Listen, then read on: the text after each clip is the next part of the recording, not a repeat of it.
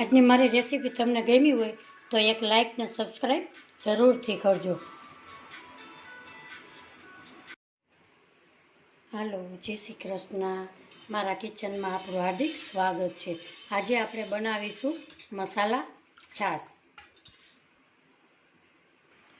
અહીંયા આપણે એક પેન લીધેલી છે, એમાં 1 ચમચી જીરું લીધું, એને આપણે રોસ્ટ કરી લેશું. છાશ તમે ખાટી કે મોરી તમારા ટેસ્ટ મુજબ તમે લઈ શકો છો. જીરાને આપણે એકદમ સરસ સ્મેલ એની આવવા માંડે ત્યાં સુધી આપણે શેકીશું.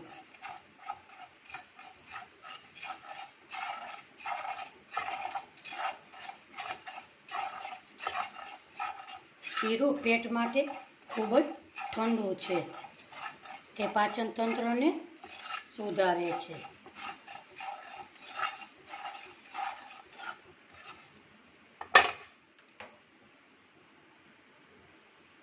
આપણું જીરું સરસ મસ્ત શેકાઈ ગયું છે.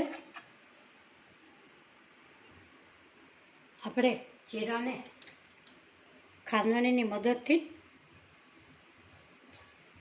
વાટી લેશું.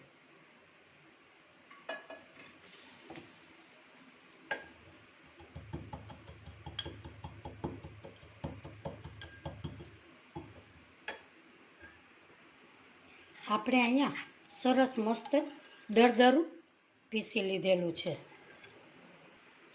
અહીંયા આપણે એક મિક્સર જાર લીધી છે, એમાં ઉમેરીશું આપણે ધાણા ભાજી. નાની વાટકી ધાણા ભાજી લીધી. ફુદીનાના પાન, એનો સ્વાદ બહુ જ મસ્ત આવે છે. લીમડાના પાન, એક મોરું લીલું મરચું લીધું છે.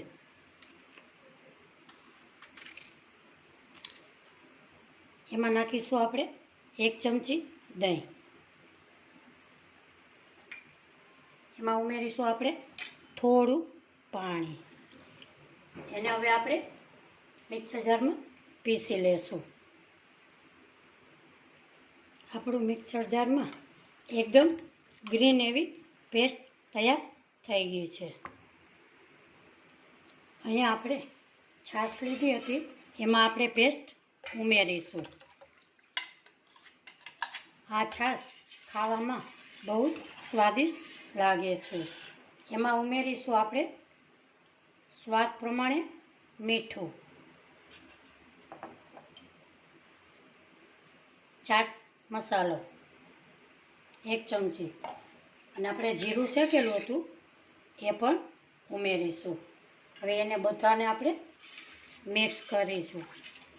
આજની મારી રેસીપી જોતા હોય તો લાઈક, શેર ને સબસ્ક્રાઈબ જરૂરથી કરજો. આપણે સર્વ કરીશું. આપણે હવે સર્વ કરીશું.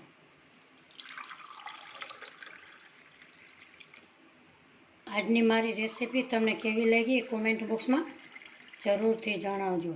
તમારી ઘરે મહેમાન આવે તો જરૂરથી તમે આ રેસીપીની ટ્રાય જરૂરથી કરજો.